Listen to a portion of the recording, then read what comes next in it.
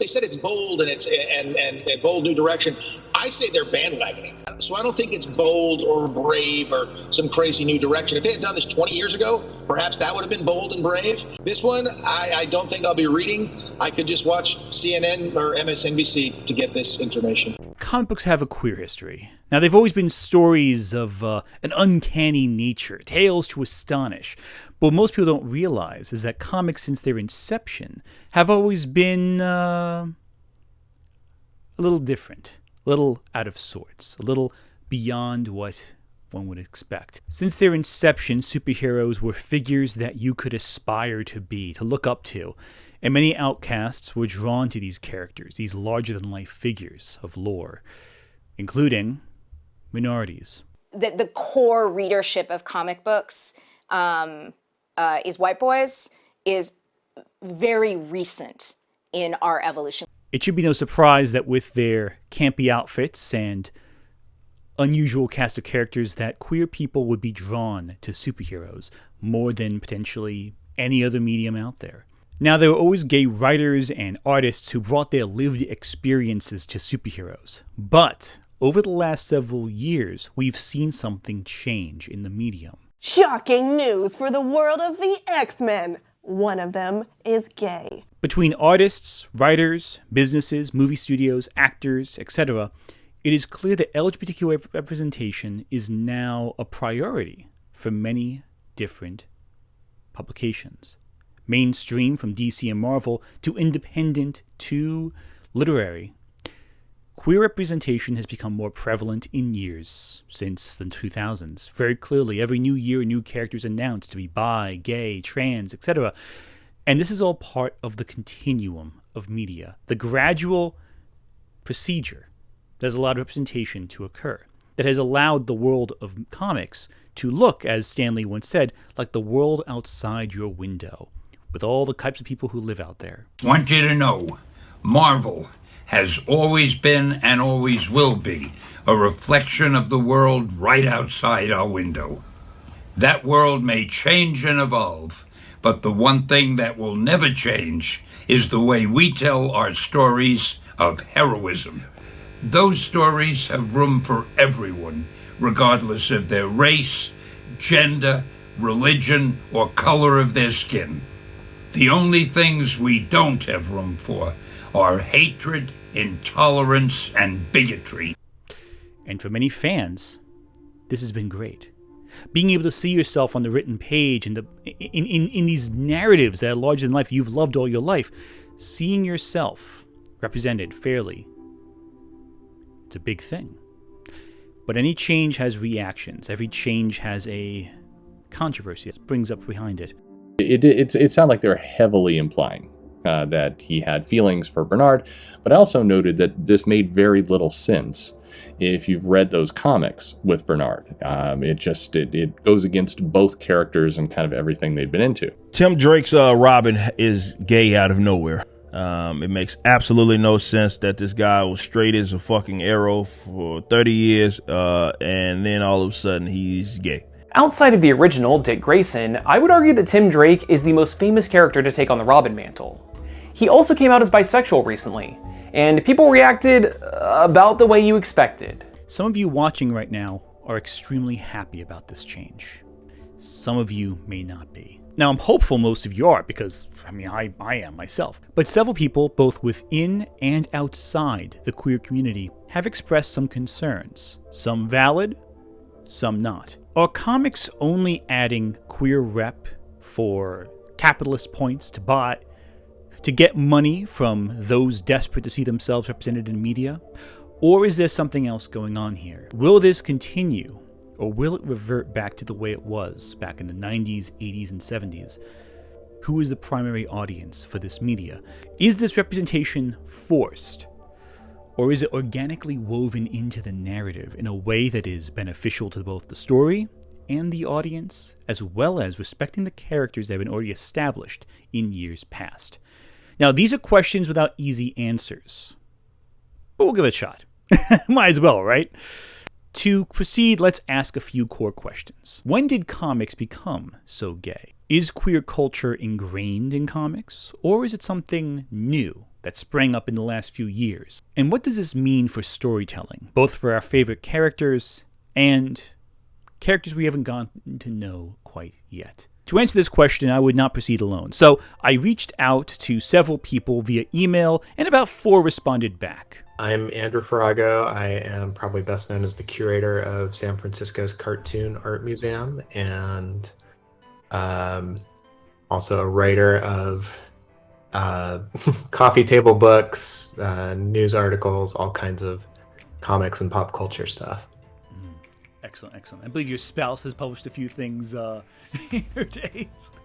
Tons. Yeah, so married to Shannon K. Garrity, wonderful cartoonist, comic book editor, science fiction writer. She's working on 11 different things as I speak. Yeah, sure. My name is Joe Glass. I'm a writer based out of South Wales in the UK. I'm predominantly known for my comics work, including The Pride, which is a comic all about a team of all LGBTQ plus superheroes, which has been existing now for coming up on 15 years now. But more recently, we won the GLAAD Award for Young Men in Love, an anthology of all male queer romance stories, which I co-edited with Matt Miner, and we published through A Wave Blue World. And this year I pivoted into prose storytelling and wrote my first novel, which is called A Con Affair, which is available now on Amazon. So my name is Jack Phoenix. I am a librarian, and to be more specific, I am the collection development manager for the Cuyahoga Falls Library. So that means I buy the books, I buy the movies, I buy all the materials. I oversee those budgets. I have a second job, which is I am the graphic novel selector for a library vendor called Brodart. So I get to basically act as a personal shopper for libraries across the country and selecting comics and graphic novels for them. I'm also the author of a book called Maximizing the Impact of Comics in Your Library, graphic novels, manga, and more. And that is a guide for librarians to who have comics in their collections or want to add comics to their collections, and how to best do that and how to best get them into people's hands. Hi, I am Valerie Estelle Frankel. I am the author of over 90 books about Doctor Who, Star Wars, Game of Thrones, whatever, including a few on superheroines in the Epic Journey, and Wonder Woman and Bad Girls, and The Avengers Face Their Dark Side. I've got 2 on Wonder Woman, 1 on Captain Marvel. You get the idea. Lots of deep dives into what they get up to. And 1 on She-Ra, for that matter. You sound slightly prolific is what you're saying. A librarian, a writer, a scholar, and a historian. Maybe they can help map out the history of queer comic books. Maybe they can help us figure out when comics became so queer, when superheroes came out of the closet, when, well, any other euphemism there I'm sure I can insert, but I'm not going to because I'm lazy and I don't feel like improvising. I wrote the script already. I don't feel like adding more jokes in here. Well, we'll go where we go. All right? Cool. Excellent. You got it? Good. A 26-year-old ex-GI arrives home from Denmark where doctors converted him into a woman. 2 years ago, the name was George Jorgensen. Today, it's Christine.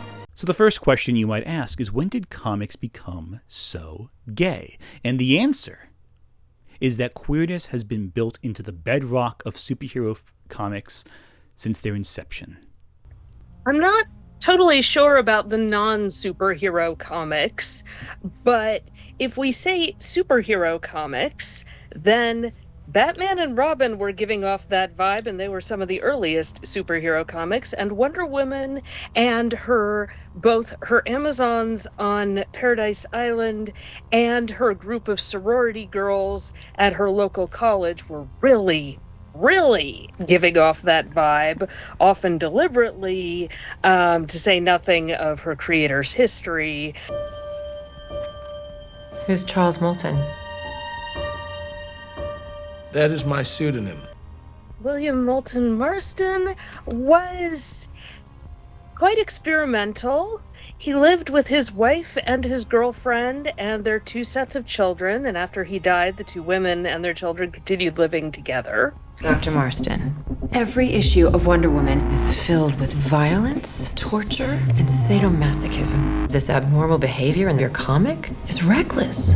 he really did view Wonder Woman's world as a sort of utopia with women in charge.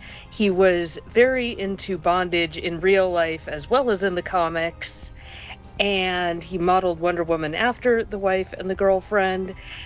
At the time, the question was coming up of, if women enter the workforce and get jobs, who's looking after the children? And one of the answers was unconventional lifestyles like the one he was coming up with. And he really viewed his Wonder Woman comics as a model for how to create a society of respect, of feminism, of peace, and bondage. The world can't stop us. So, yeah, it's always been a part, to say nothing of there were 40s heroes who were cross-dressing. There were 40s heroes getting up to all sorts of stuff. They were forming the genre. And as the creators formed the genre, everything got in there. So the question then becomes, if comics were so queer from the start, why didn't anyone talk about this? Why is this not a bigger deal? Why do comic fans act like this is some new change that occurred recently? Well, there is a reason for that. And the reason is censorship. Keep in mind, this is the 40s and 50s. Back in the 40s and 50s, the Hays Code prevented gay people from even appearing in film, much less comics. Now, comics for a while were a much less well-regulated system than film. There was no Hays Code. But there would be a code very soon, thanks in part to the publication of a book.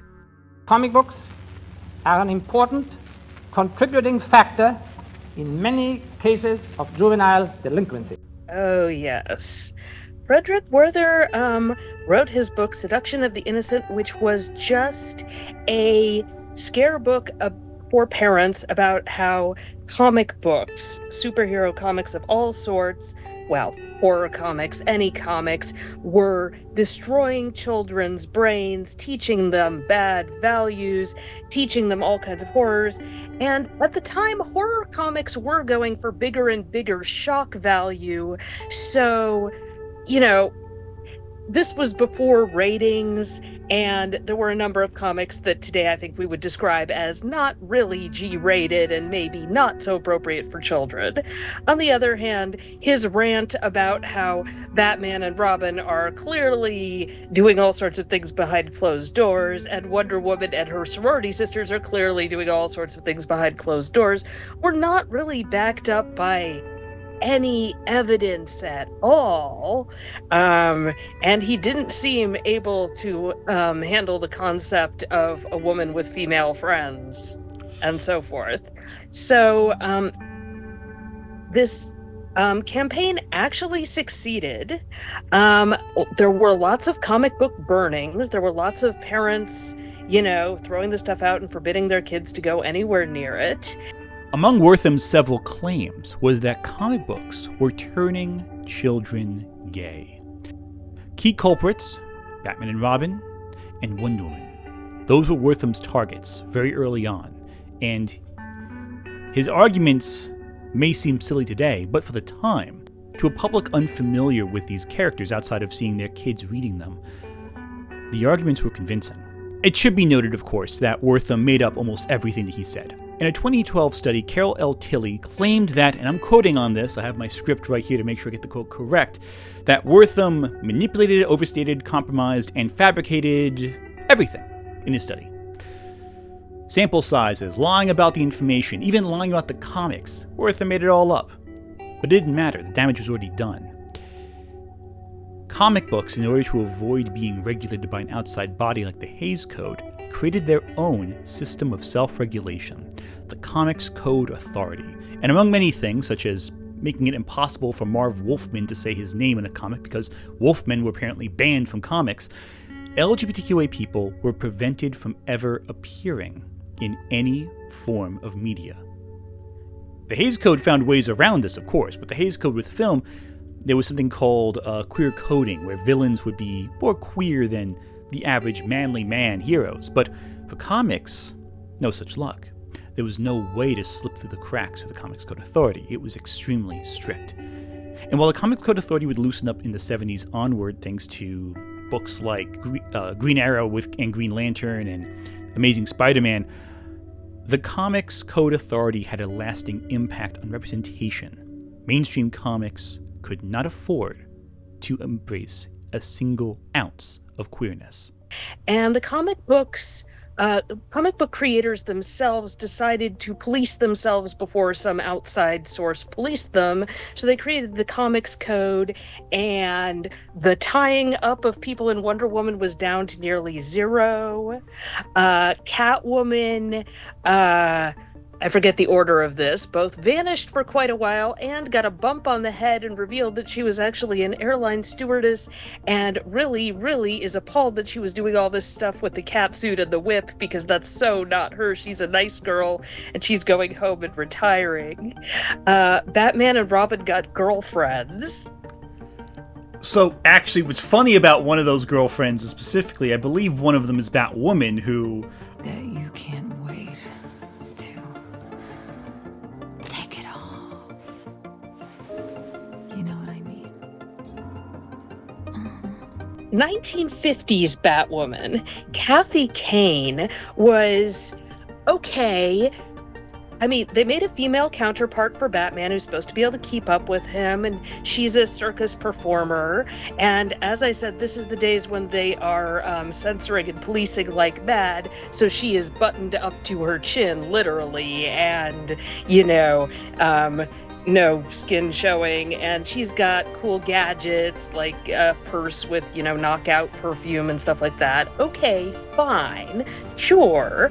But she and her niece, Bat-Girl, this is before Barbara Gordon, this is a different Batgirl, spent all their time desperately hounding Batman and Robin into dating, marriage, etc. There's compensating and there's wow. So the both characters were quickly lost to time because they were noticeably unpopular. However, part of the funny punchline that you may be aiming for is that Kate Kane, who is a lesbian, one of the few cool breakout characters who is lesbian. She is Jewish. She is Batman's cousin. She is an ex-soldier who quit under Don't Ask, Don't Tell. And as Kate Kane, she is somewhat slightly modeled after, reimagined, rebooted from Kathy Kane, but very different and definitely not interested in Batman. I'd hope not with the cousin thing. Batwoman Elegy is just gorgeous. The way they did the art as it's flowing through musical notes and stuff was just very creatively put together and highly, highly recommended, as we find out about her deep-seated issues and family problems and so on and so forth. And she also got one season of a TV show, and then Batwoman was recast with a different actress who had a different backstory, but so it goes. Because when I was growing up, I really honestly didn't feel like I could see myself very much in the things I was reading. There were characters I loved and characters I related to, but none were explicitly like me, and very few seemed to go through the same kind of things that I was seeing in my everyday world. And particularly seeing as I was a big Marvel zombie, when I was growing up, Marvel's whole thing is it's the world outside your window, and yet it felt like my world was never being represented. That today from the Center for Disease Control in Atlanta, topping the list of likely victims are male homosexuals who have many partners and drug users who inject themselves with needles. This goes against Marvel's mission, however, in the 60s, where they aimed to create a counter to DC's more idealized world. Marvel aimed to create a world that looked just like the city outside your window, that looked just like the world that you lived in. And that meant including several people who comics up until that point had neglected to feature. Now, the 60s and 70s saw great strides in racial diversity in comics. Black Panther, Jon Stewart, Luke Cage, even Blade to a lesser extent. There were many missteps, of course, but there were many achievements made as well. One comic saw Lois Lane, for example, take the form of a black woman in order to understand how racism pervaded society in a way that you would never see otherwise. While that comic is now a little iffy. For the time, that was a big stride in representation. It wasn't the end and it wasn't the start, but it was a good stride forward. But while racial diversity was embraced, queer diversity was not. At least, not in mainstream comics. In the UK, we'd have these things called like Essential X-Men, which would collect like 3 or 4 issues of X-Men into one book, almost like a mini graphic novel, which would come out every month. Now, as you can imagine, like those things might either I was getting random American issues at a time, or if you imagine like a title like Essential X-Men, obviously they're only reprinting essential stories. So a lot of the stories which were out there, which did include the few queer characters that there were, such as like the big Northstar coming out issue of Alpha Flight, I didn't know that existed. It was just not there. So for me, I genuinely was coming up reading, feeling like it's great that I have the mutant analogy because it's a nice analogy for being queer. So as a teenager coming to terms with my own identity, it did feel like I'm getting something. But I didn't feel like there was anyone like me on the page. And so that's kind of how it affected what I want to do in my own work, is like always including. But DC and Marvel were not the only name in the game. As superheroes became more diverse in the 60s, queer audiences needed an outlet, especially queer audiences who loved comics, which is where the underground comic scene began. You know, you've got the above ground, mainstream, generally acknowledged version of the history. You've got the behind the scenes and the subtext. Just last month, we lost Trina Robbins, who she did a very groundbreaking comic called Sandy Comes Out that's generally acknowledged as the first story about an out lesbian character in comics. So this was in the underground comics where anything goes. She did that in the early 70s. It's kind of a cool launching pad because she did this comic and it was generally well received, but I actually talked to someone who was inspired to do her own comic. This is an artist named Mary Wings, who actually was pissed off at Trina for being straight and coming in and doing this lesbian coming out story. Mary was actually inspired to do her own story called Come Out Comics, and it was very cool. So Trina, like even through spite, ended up inspiring this amazing comic, and then Mary inspired further creators. So we had again, first in the underground, and then gradually more and more into the mainstream. You had creators obviously like Alison Bechdel. All of the characters in my comic strip, in Dykes to Watch Out For, are actually thinly disguised versions of myself. No matter what they look like, they're all very different.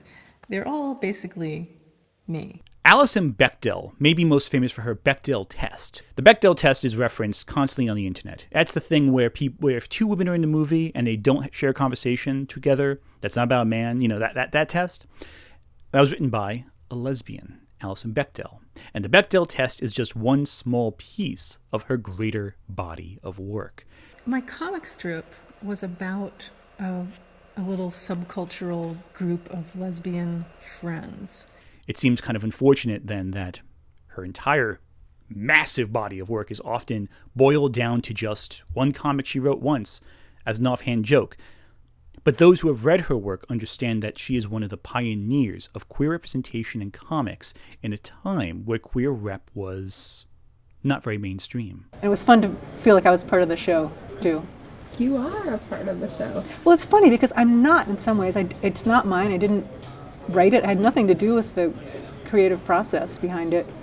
But it's my material. It's my life. It's so great that Fun Home was such an amazing breakthrough book that it's, I walked by a poster on the way to work today advertising the musical. So that's how much that's broken through to become this mainstream thing. And I remember, I think when Time Magazine called it the book of the year when they were doing their year-end review, and what astonished me about that was I read through the entire description of the book, and it didn't mention that it was a graphic novel or a comic. It just said this is a memoir. It's gonna just knock your socks off. It's amazing. Read it. If you have a pencil and a piece of paper, you can make a comic. That No Straight Lines actually started as an exhibition that Justin and I did at the Cartoon Art Museum somewhere between 15 and 20 years ago. So we did that. But yeah, Justin Hall, I'd known him for several years, and he reached out about, he said like there's so many amazing queer comics creators, and we need their names to be known. We need to celebrate them. And we went back and forth and made our lists. Like obviously, Alison Bechdel. We'd worked with Howard Cruz, Eric Shanauer, like just so many amazing people, and we put together this exhibition, and that inspired Justin to go to Fantagraphics and say, "Hey, this should be a history book. I should interview these people while they're still here, while they've got these stories to tell. I should talk to all of them." So he ran with it, and he interviewed all these people, gathered artwork, and then he teamed up with a documentary crew to make an amazing film, under the same name that's been, it's done all the film festivals and on PBS. You had to really know this stuff. You had to really be actively seeking it out to know who these people were. Not all that long ago, but I'm glad that again, people like Justin and actually so many others have been doing the research and really doing their part to celebrate these creators. But while the underground scene thrived, Marvel and DC neglected their queer audience. There were no gay characters for several years. Well, we're talking about people who, among many other types of people during those times, and still, let's make like no mistake about that, we're incredibly marginalized. You're talking about people who, even outside of comics, queer people were not allowed to see themselves on library shelves. I mean, were there some brave librarians out there, and were there some brave writers out there who managed to get some queer-themed traditional books in libraries? Yeah, of course. But we're talking then, that's a double whammy. I mean, not only were comics being gatekept out of libraries, queer people were being gatekept. Queer content was being gatekept out of libraries, and representation of queer identities. Have lost now 18 friends who have died, and it's like wartime when you have those kind of statistics that affect you personally. So it only makes sense that queer creators then would have really no other option than to go underground, and to go to the comic scene with an X, right? And then upon doing so, those underground comics were also able to free them. I mean, they didn't, you look at some of the content that is winding up that is thankfully on library shelves today. I think it's really important to be able to provide these books for anybody who needs them, especially somebody who's just in the process of coming out and trying to figure out who they are. You actually do have queer characters represented in comics, and it's so interesting to look at how wholesome a lot of it is, right? And I am not in any way suggesting that that's a bad thing. It is a wonderful, beautiful thing. But I mean, I just got finished reading 54 graphic novels for teens for professional reasons, and I tell you what, I think maybe one of those books featured a straight white male protagonist, right? I mean, over half of these books were queer, or at least had queer characters, queer representation of some kind. And I love it and I'll take it. But I just can't help but think about those very same creators who created these more wholesome, teen-friendly books had no choice but to go to the underground scene. And who also was able to truly access the underground scene? It was usually other adults. It wasn't going to be teens. It probably wasn't going to be kids, right? So upon knowing that I can't mainstream my work, I can only go underground to talk about who I am and my experiences as a queer person. And since I know that my readership's adults, well, okay, I might as well, why hold back? So the content was probably way more explicit during those times, because it was, maybe there might have even been pressure to do so. It might have been an expectation, because these were comics being written for adults. So they probably had to be edgy, but also that probably lent itself well to the natural angst that someone would feel for being gatekept out of the mainstream. The 80s began to see the end of this, but we wouldn't see this really shift until much later. On rare occasions, a supporting character who, all the pieces were there. Captain America actually, again, had one of the more sensitive portrayals in the 80s. One of his childhood friends from Steve Rogers, before he became Captain America, one of his friends was gay, and that was like not a big deal. Like Captain America that didn't change their friendship. Mystique has a very long arc of her history and what she was getting up to. The problem is there was so many different writers had so many different takes on her, and the famous she and Destiny are actually the co-mothers, biologically speaking, among other things, of Nightcrawler, and then some amount of forgetting happened and so forth. I just feel like Mystique has had so many authors and so many takes, and some of them she's female, some of them she's making more noises about I could be anything, which sounds like Zavin and Runaways, as I'm darting all over. With scant representation for years, it seemed that the world of Marvel and DC would never get a little colorful, little rainbow shades tossed in, but that all changed with a neglected title. One that needed something to stand out from the crowd. Alpha Flight. Alpha Flight started as a spin-off of X-Men. Alpha Flight was Wolverine's team from Canada before he joined the X-Men, essentially. And they got their own spin-off book, as every single superhero team to ever exist does at some point. Sales weren't looking so great, so they had to do something to stand out. Yeah, so early 90s, you had the opposite approach. So you had this very sensationalistic, headline-grabbing comic, Alpha Flight. So this was probably just about Marvel's bottom-selling title, hanging on because there were loyal Canadian subscribers who were thrilled to have. So John Byrne, the way he'd written this character, and I think with what he had told subsequent writers about this character, they knew he was gay, and they alluded to it. They tiptoed around it, and early 90s, Scott Lobdell, who's not known for his subtlety, wrote a story where Northstar came out as like an AIDS story in Alpha Flight, and there's him just flying at the reader, like looking like he's roided out, and he's just going, I know this because I am gay, like in giant capital letters, and got headlines. That issue sold out. They did second printings of it right away, and again, it was not the most sensitive portrayal, and by any means. She gave Northstar a miniseries not long after that, and I don't think they mentioned this about him at all, which you might say in one hand, oh, that's progressive because they didn't feel the need to they're hiding announce it.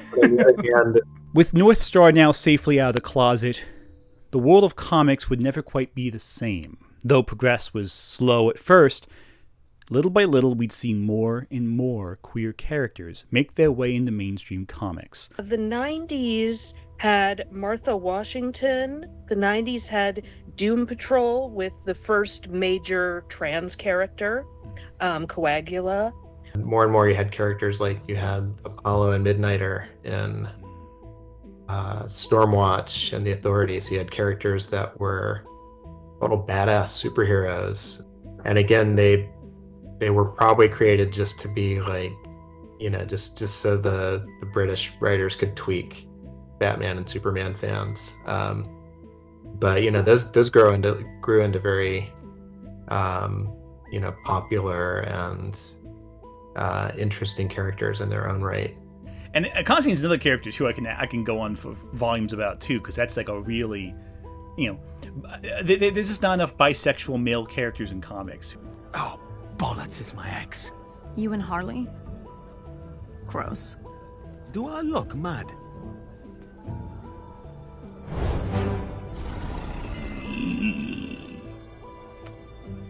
Young Avengers, for example, was a groundbreaking work that introduced the characters of Wiccan and Hulkling to mainstream comics.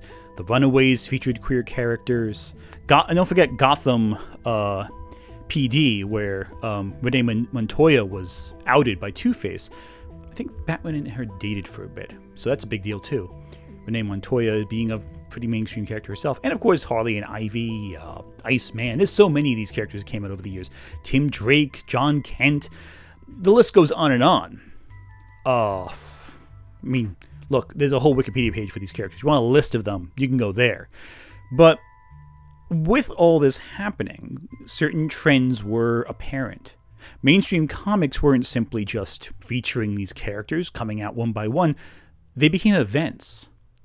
The DC and Marvel Pride issues were great showcases for various queer writers and artists to present their experiences front and center. And not simply just gay or lesbian or bi, but trans and non-binary and gender fluid, asexual being a big one that's often overlooked. I mean, the A is in LGBTQA for a reason, it's not for ally. But it's also noteworthy to point out what was going on in the culture at this time. In 2015, same-sex marriage was legalized. Late 2000s and early 2010s saw the rise of Tumblr, where several artists gained their main appeal with mainstream audiences. N.D. Stevenson, for example, made his debut on Tumblr, as well as Jen Bartel, tons of artists and writers. And I can only say that anecdotally, observationally, I have zero data on hand to back that up. But I suspect that if I were to research it, that would absolutely, I guarantee you it's been written upon. It's the Raina Telgemeyers, it's the N.D. Stevensons of the world. It is these under 50, probably 40-ish at this point, and younger generation of creators that are more not prone, not really sure what the word is I'm looking for, but would be more apt to include queer themes, overtly queer themes, queer characters in their works.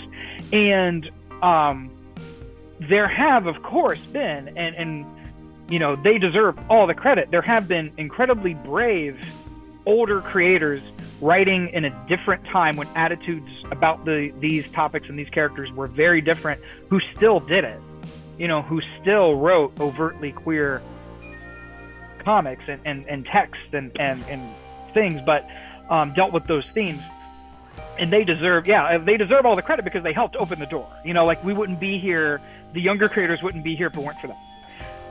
But yeah, I think, and I think that it's a symbiotic thing. I think that the more of these younger creators are creating queer content, overtly, openly queer content, I think that helps improve the culture, the overall culture and acceptance, and then vice versa. And then the more that we become, the more that the culture becomes accepting, the more queer content we get. And I think that's what I see happening.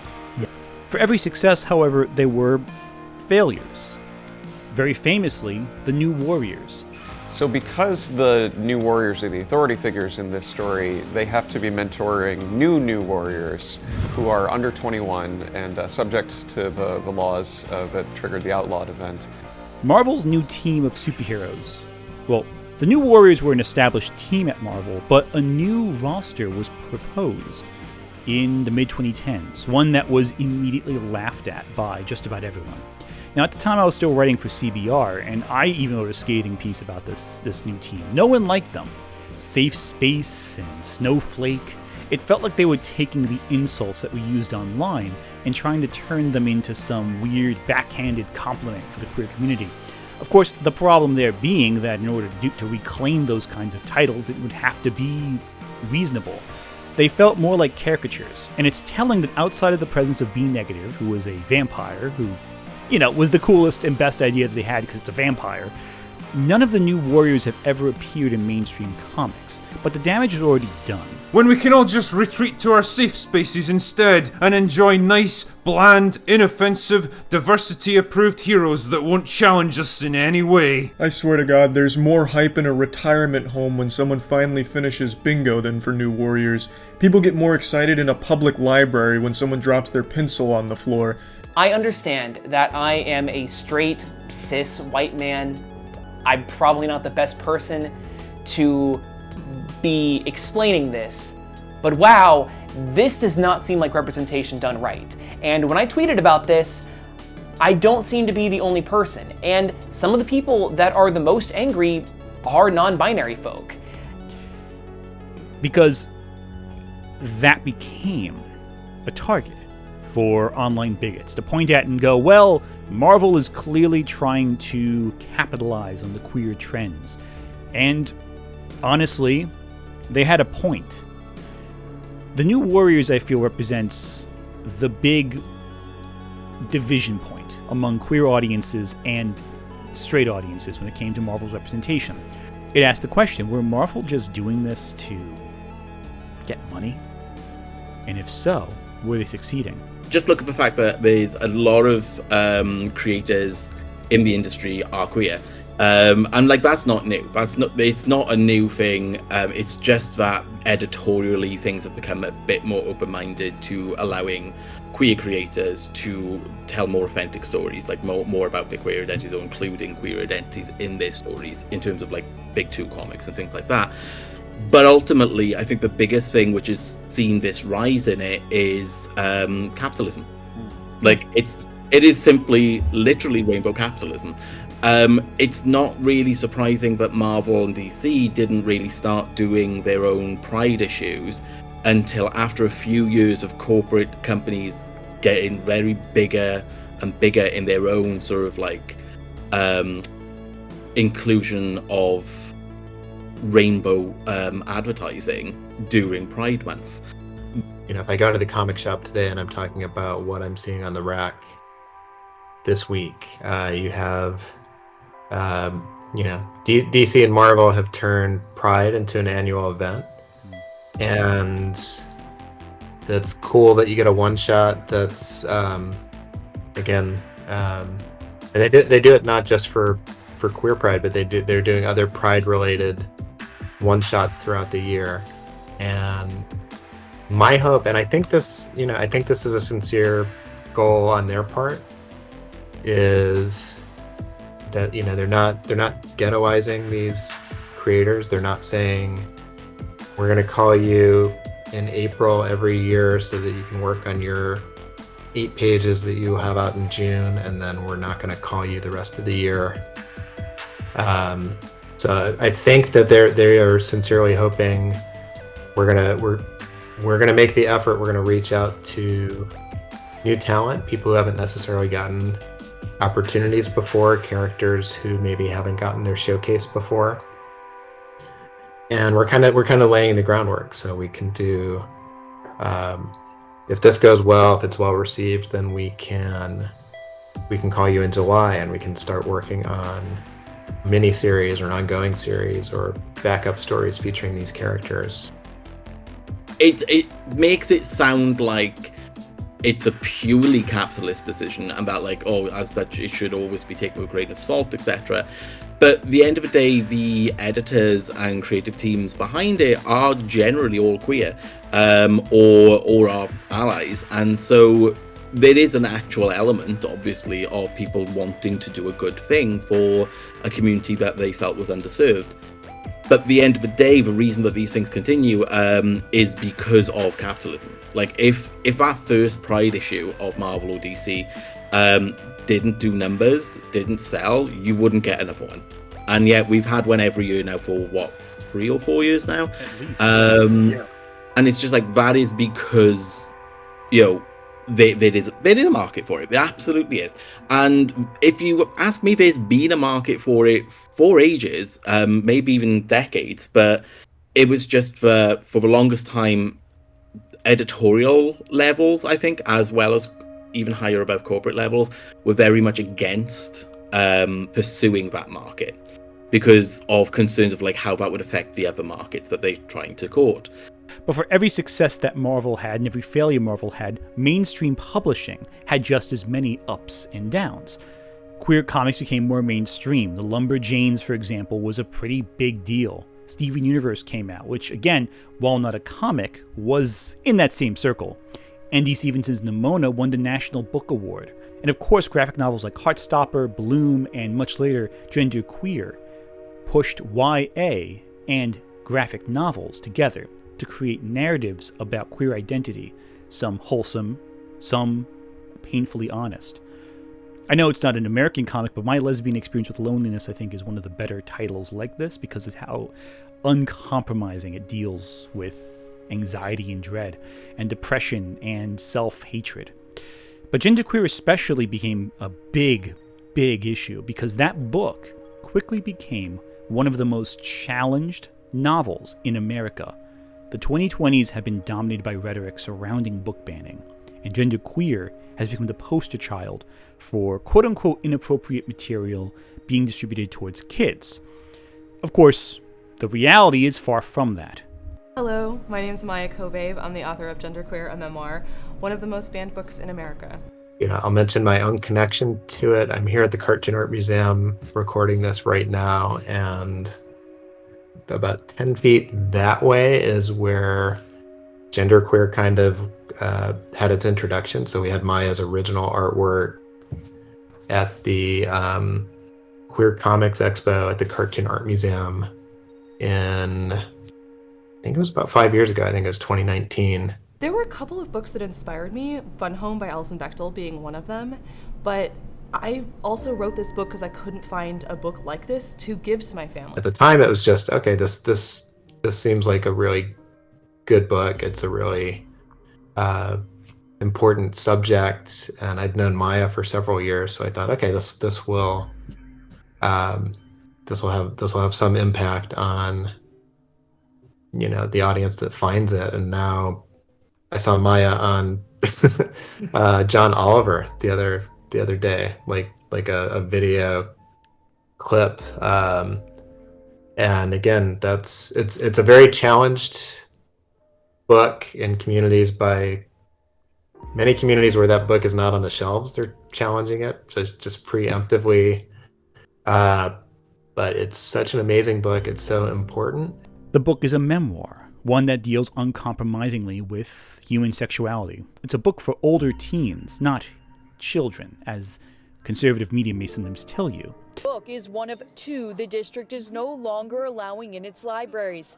The other is This Book is Gay. They are the first two books to be banned under the district's controversial policy restricting what it calls inappropriate nudity and sexual content. But optics is something very different, and many of these queer books, both in mainstream comics and mainstream publishing, became easy targets, discussion points for the cultural war being waged in every single facet of society. Well, I do want to emphasize that queer books are 100%, queer graphic novels especially, are 100% being targeted, but also so are books by creators of color or characters of color. So it is basically an effort. It's a culture war being waged by only one side to try to remove, to try to go back to a period where marginalized people were removed from the public space. And it's a way of demonizing, it's a way of disheartening, it's a way of trying to really make people feel monstrous, because it's saying your stories do not belong here. And they will take whatever tact that they can, and whatever, and the one of the easiest things to do, and it's kind of pathetically transparent because it's been done throughout history, especially American history, is, oh, won't someone think of the children? Comic books are an important contributing factor in many cases of juvenile delinquency. So, all you have to do is label something pornographic and obscene, and we have to protect the children. No, I don't hate anybody. We have to protect the children. And, but, no one is actually falling for it. I mean, we all know what's really going on. And but unfortunately, that is the public-facing speech that they use. And I don't know, maybe there are some people out there who really aren't aware. Let me take that back. There are definitely people out there who aren't aware of these book bans and of these horrible things that are happening, and could actually be convinced that libraries carry pornographic material, but they don't.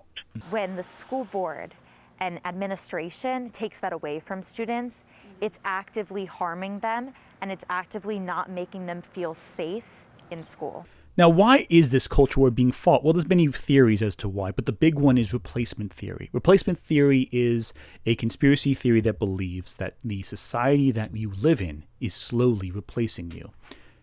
I know that the left and all the little gatekeepers on Twitter become literally hysterical if you use the term replacement, if you suggest that the Democratic Party is trying to replace the current electorate, the voters now casting ballots, with new people, more obedient voters from the third world.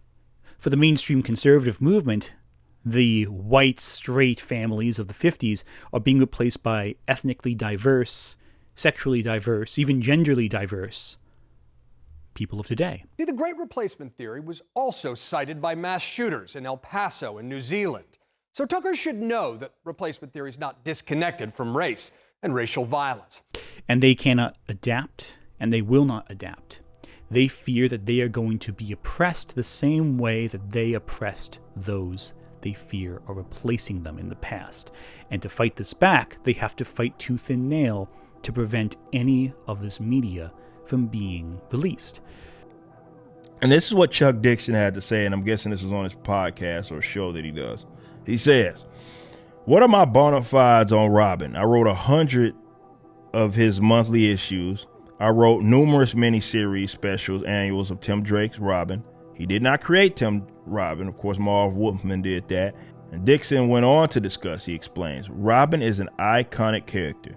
He's been around forever. I'm not surprised by what happened because this is what they do. It's disappointing more than anything else." He continued, "Because why couldn't they just create a new character instead of leaning into a question that's existed for the Robin character almost since its creation, thanks to this gentleman?"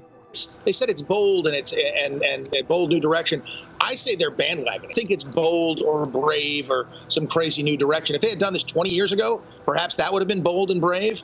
But brave would be having him, fighting for the rights of gay people in Iran, where they'll throw you off a building for the offense of being gay. And the tragic thing is, in many states, despite them having no evidence for their claims, they are not losing. News talked to other people in the school community in favor of the ban. They would not go on camera, but said they believe the books are inappropriate for kids. The 6ABC data team analyzed book bans across the country and found Pennsylvania is in the top 3 states for banning books. That's frightening. This is why it's more important than ever to remember that if you do not fight for media, if you don't fight for your rights, they can be taken away, even if the landscape is simply the arts. Now, I asked the experts if there was any credibility to these reactionaries' beliefs, and their answers came from a place of experience, knowledge of both the past and present, and, well, the evidence of their eyes and ears. There is no genuine argument in any of it. It is entirely replacement theory and like absurd, ridiculous. I try to understand it, and it's important to try to understand it and where it's coming from. But some people, I think, just wake up every day and they're determined to be mad about something. And if they've latched onto comic books as their identity, at least once a week, I see a press release where I immediately know, like, what the angry 6-hour YouTube video about this is going to be. We definitely have the fans who grew up with this one being like this or that one being like that. And if Wolverine suddenly came out, I'm picturing all the 70s fans of Wolverine just going, "That isn't the Wolverine I remember." Whereas when Harley Quinn was invented All right, when she was invented, she was on a cartoon for kids and covered from head to toe and Joker's girlfriend. But pretty soon after that, she started pushing at boundaries. So Harley Quinn coming out, well, she's been all over various kidsy scales, I believe, isn't so shocking to people. And yes, Hulkling and Wiccan were constructed that way in the first place, and constructed for readers who, yes, have read the books about and heard the classroom gossip about my two moms took me to the circus, and yeah. So I don't picture 70s comic book fans going, oh my gosh, you made Hulkling and Wiccan gay? That's what I'm gonna put my foot down about. Let's rewind back to, would it be 56? Because this is the 70th anniversary of Seduction of the Innocent. Oh, right? there we go. So why, so why were comics, superhero comics in particular then? Well, it's horror comics. I guess it was mostly horror and crime, but superheroes were definitely victims of it, obviously. But why were they targeted back 70 years ago? Because of their popularity. And, now we come to today, they're popular again. So they are the perfect target because not only are they popular, the kids, not just kids, the readership is wide and vast. So these things are in many people's homes, being checked out from libraries. Comics are one of the most top circulating materials in libraries. So because of that popularity, that just lends itself to making them easy targets, right? So it's definitely not a coincidence. And I think the connection to superheroes, it's the superheroes are, as much as I love all kinds of other comics, all kinds of graphic memoir, graphic nonfiction, manga, all of it, superheroes are the bread and butter of comics, and I argue that they still are. So this superhero boom has elevated the stature of graphic storytelling, maybe not as much as some people would want it to, and maybe some people would argue that no, it really hasn't, but I think that it has. And it has drawn attention to the medium, and the medium is being taken much more seriously now than it was before the superhero boom. I think it's all linked. So I think the superheroes make the medium popular, and that popularity makes the medium a target for these bans, for these challenges, I should say. Here's a creator who wouldn't have had an opportunity to work for a mainstream publisher 10 years ago, or maybe even 5 years ago, getting a shot at something. And so that's going to set somebody off. There's, maybe it's an editor who's in a position that they wouldn't have had before. Maybe it's a character who's, dating life we'd never seen before, who where this aspect of them really hadn't been explored very much, and we're learning, like, oh hey, this character, this character is bi, this character is, maybe a reason that this character, maybe he was having, historically 60 years of dating problems and couldn't keep a girlfriend because there's something else going on that we didn't know about. When you've got a character with a name like Superman, you do run the risk of everybody going, that was my Superman.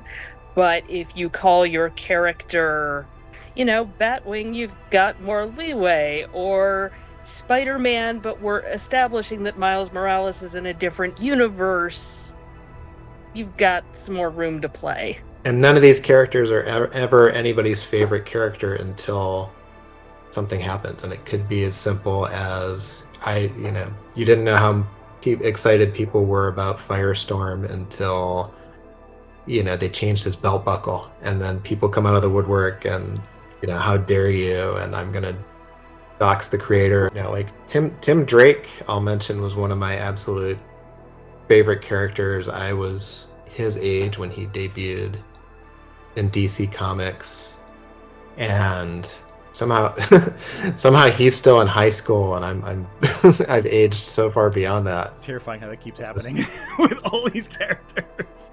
And it's like, yeah, he'd been just dating, dating girls throughout his run, and like fans had always speculated, like, wouldn't it would be interesting if they went this direction with him. So there's, I get that, like, some people may dismiss it as like, oh well, this is just fanfic appearing as the comics, but it felt like a very natural progression. So you had people like James Tynion, and you had Tom Taylor with Superboy, and you had just creators like exploring these.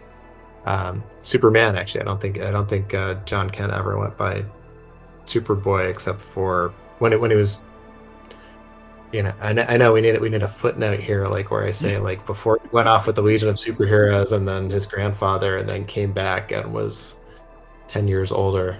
To that, the backlash is always like, oh, make your own characters, make your new characters. That's a fairly new character who had just come of age, and that's when his sexuality was announced. So it's like, and again, like, people, they'll see, oh, Superman's bi, and they'll think, oh, Clark Kent, or they won't even bother knowing who Clark Kent even is. Like, some of the backlash from people don't know what the difference between these two characters are. So it's like just a name that they recognize.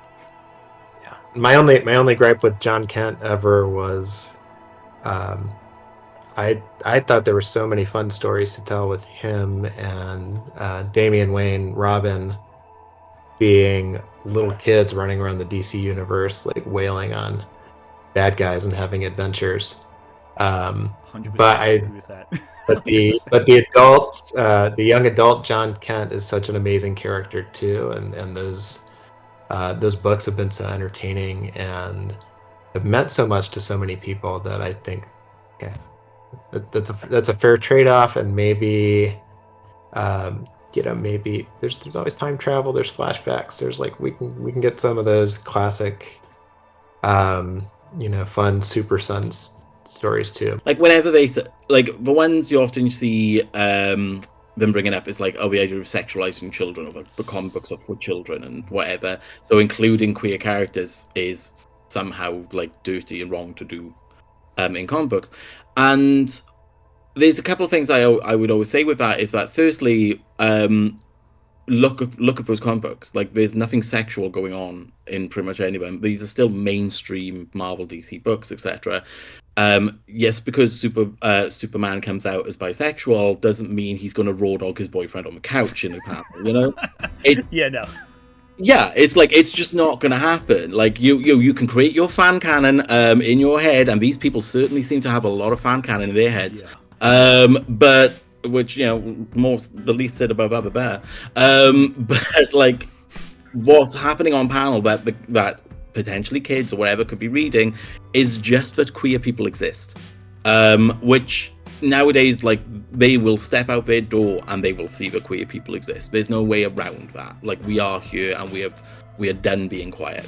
So like, it's ridiculous to me. Like, it's an absurd argument to make. Secondly, whenever they bring up that whole like comics are for kids, etc., look at any one of their comics. They are huge-breasted women with tiny waists, blood and guts all over the place, usually very poorly depicted. And you just think, like, you can't make that argument that comics are for kids, so you can't include LGBTQ characters because they're for kids and you would be sexualizing children, blah, blah, blah. When the comics they're making are also something you couldn't show in front of kids, unless you're saying that you're perfectly fine with kids reading and seeing characters get decapitated, or have their brains blown out on panel, but you're not fine with them having a queer character on panel. In that case, your own argument falls apart, because it's just like, well, why are you okay with extreme violence, but you're not okay with a queer person just being there? Like, I think some people are just addicted to the backlash.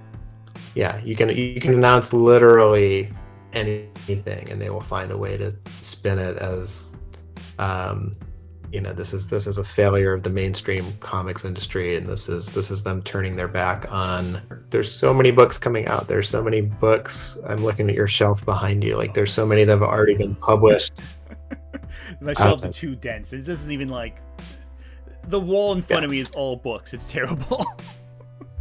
I love it. It's terrible. Yeah, there's no shortage of, if you want to go back to the beginning and read through until whatever point you think, real world events and politics did, ruining everything forever.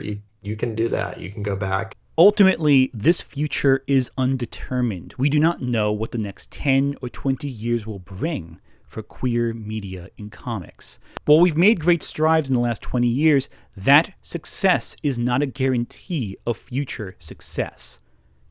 The 40s saw much progress as well, but in the 50s, that all slipped backwards. The 60s saw progress against the Comics Code, and 70s too, but the 80s and 90s saw a slow progress, some scant. We have no idea what will come in the coming years. But what we do know is this. If we buy and consume the media that we want to see, they will make more of it. If we do not, if we just ignore it as it comes out, companies will take notice. And they'll think of these titles as failures. They'll write them off. And conservative voices who are opposing this, fearing some great replacement of themselves, will see their failures and their cancellations as successes, emboldening them to fight harder and off of the media landscape and into the social landscape. There are already politicians in place right now who want to strip the rights that people have fought for. And these rights are only enshrined in successes that are very, very slim. People thought that abortion was, for example, a right that could never be stripped away, and yet it was, because all that was holding it together was a single court case that could be overturned. Same thing with same-sex marriage. Trans rights are already being stripped away in various states to the point where people are unable to access medical care for themselves. And where states do not have these rights stripped away, the hospitals are pressured by constant hate campaigns against them. These rights that we enjoy right now are not set in stone, and they can easily be removed. So it's important to never let up the heat. You need to continue. If you want your rights, you have to keep fighting for them, even if you already have them, because there are just as many people fighting against you on that front. Now, you probably think this is a little melodramatic for a comic book video, isn't it? Well, it is. But the fight starts there. If you want to see more, show it. Let your money speak for you in this situation. Audiences are here for this, but they are sometimes not coming to get what they want. And companies have taken notice of the failures. The Marvels, for example, was a spectacular failure. Even though I liked the movie, it was still not a very successful movie financially. And Disney took notice of that immediately. Companies don't take the right lesson. It's not simply the movie was not marketed well, starring a lead that some people found were divided on, I should say. It's not simply that Marvel had a couple failures before this, but rather the problem was diversity, unfamiliar characters. We're already seeing people blame diversity for some of Disney's failures currently. In superheroes and comic book media, it's only a matter of time before they start pushing against those as well. And so, we must keep moving forward. But, on that note, what titles do you buy? What do you read? What books are there out there? We see a lot of the same titles discussed on online spaces, but there are several more essential graphic novels, comics, and titles that are worth reading you might have never heard of. So you're wondering, where do I start? Well, for that, I got something for you. Don't worry. Here's your reading list. No Straight Lines by Justin Hall. So that's a great starting point, and it goes through probably 2015 or so with queer comics history. So that's a great starting point. Sins of a Black Swan, Black Flamingo. Sins of a Black Flamingo. Sorry. Marvel Pride, DC Pride, because those are the big samplers, right? A Boy Named Rose is currently up for an Eisner, and so is a book called Blackward. So that's up for an Eisner this year too. Those two are magnificent. A Boy Named Rose is a translated work. It is about a a boy who identifies as a boy, at least, but it's a period piece, so we got to remember that it's like in the 20s, and it takes place in France. And this boy is raised in a burlesque brothel sort of show, and wants to perform and is allowed to perform. And it's an important work to me. What I loved about it was that I read this entire thing about this gender nonconforming person, and there wasn't the trauma that you often see, in queer works. We got to actually see some queer joy. The same for Blackwood. Blackwood, not all the characters are queer, but some of them are. And it's this group of 4 friends that they're all black friends, and some are like, one I think is bi, I think one uses they them pronouns, is probably non-binary, right? I mean, they've got a variety of identities besides just being black, and they get together to try to create a zine fest, which is it's the simple story, but it's so wonderful, and I loved it. Fun Home, I already mentioned, is absolutely essential, but then there's also there's a great, I think it may be the essential dykes to watch out for. There's a great hardcover collection. Midnighter, Superman, son of Kal-El. Maybe Amanda Connor's Harley Quinn.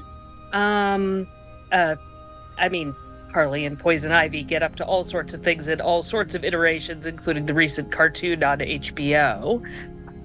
There's one called The Sea in You that is about, it's a mermaid love story, and it's about this this young girl and this mermaid. They establish a relationship, and that book is incredible. So they are both female identified people, so it's definitely queer, and I keep jokingly saying that it's like, finally, Shape of Water for teens, but it's so much different than that. I mean, there are homages to Shape of Water, 100%. For instance, the main character's mother is deaf and uses ASL, and you could take that as an homage to Shape of Water, but also it's just, we just have a casual portrayal of someone who is deaf. Genderqueer by Maya Kobabe is such a great book. It's the most challenged book in America. I mean, I hate to mention one that we've already mentioned. Go for it. But Genderqueer just has to be up at the top for me. I mean, I just, that book is astonishing. Young Avengers. Pretty much all of Young Avengers, but I would take particular attention to the Gillen McKelvey run, because that one, the queerness was very much focused on. I have not done a lot with Lumberjanes. I'm not sure if they're, well, I guess they're not superhero comics, are they? That counts, though. And just for something a bit more of a classic, because I just love it, Enigma, which is one of a good old classic one, which I always come back to, which was one of the earlier elements of queer representation in comic books. It was a classic Vertigo, I think, originally. I think it's Dark Horse have just done a new sort of edition of it, which is gorgeous, and it's a wonderful story. It's twisted and dark. I say wonderful, it's not all light and airy fairy. It's a very dark story, but it's very wonderfully written. It's quirky, it's interesting, it's all my favorite things in comic books. So yeah, those would probably be my big 5. And yeah, maybe I would do a 40s one with Madame Fatale and some of the more unusual ones. So, sorry, this will be my 5th one, actually. There you go. If you could see it, Washington's Gay General. Washington's Gay General. By Josh Trujillo and Levi Hastings. Forgive me, Josh, for butchering your name if you've ever, it is, nonfiction about literally it was what was his name? Steuben, who was a very queer man when it was not okay to be queer and very dangerous to be queer in Washington's army. It was a wonderful read. I loved it. So I would recommend that to people. And I have recommended that to people at the library. I may have to read that now. Actually, I have no idea about this historical story, so I got to pick that up. It's really good. Go get Martha Washington. That thing really kicked butt. There's an amazing anniversary edition of Stuck Rubber Baby by Howard Cruz that came out recently, so a deluxe hardcover. He sadly didn't live to see it, but people on his behalf, like, they worked together, they worked their magic and did this really incredible deluxe hardcover of it. And again, I think I'll say, just for fun,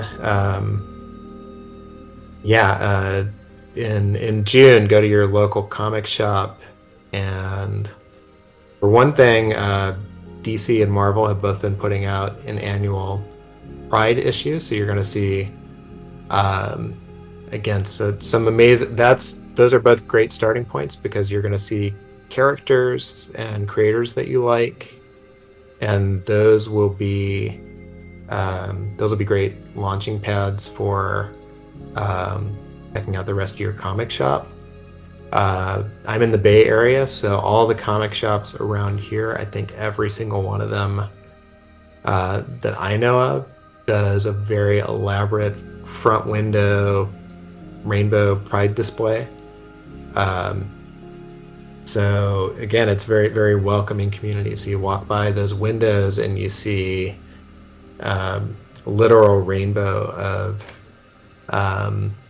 queer comics and queer comics creators celebrated there. But if you're a superhero person like I am, like so many of my friends are, if you go to your local comic shop and you get those annual Pride comics, those are, again, you'll find your new favorite writer, you'll find your new favorite artist, and a lot of the characters in there are featured in other books that you'll want to go throughout you want to go to your local comic shop and figure out what you want to support. So keep buying the type of books that you want to see, and hopefully publishers will get the memo, and they'll keep making those. That man next to you, he's your brother. That woman over there, she's your sister. And that kid walking by, hey, who knows? He may have the proportionate strength of a spider. We're all part of one big family. In other words, Excelsior. I want to thank everyone for watching this far. I know I got a little melodramatic at the end there, but again, this is a big topic with a lot going on. This is my first time doing one of these videos with a camera in front of me, so I'm hoping my camera presence was alright, I'm hoping the quality's good, I'm hoping the audio is good. We shall find out in the end, won't we? I want to thank all my guests for the lovely time. I have much more I talk to them about, and I can have the entire interview, if there's interest, for all 4 guests, available on both my members page and Patreon, which I will include right now. I'll release them sequentially, giving you some time to space it out. So if you've gotten this far, please do yourself a favor. Read a gay book. Please. It'd be good. I promise. Maybe. Who knows?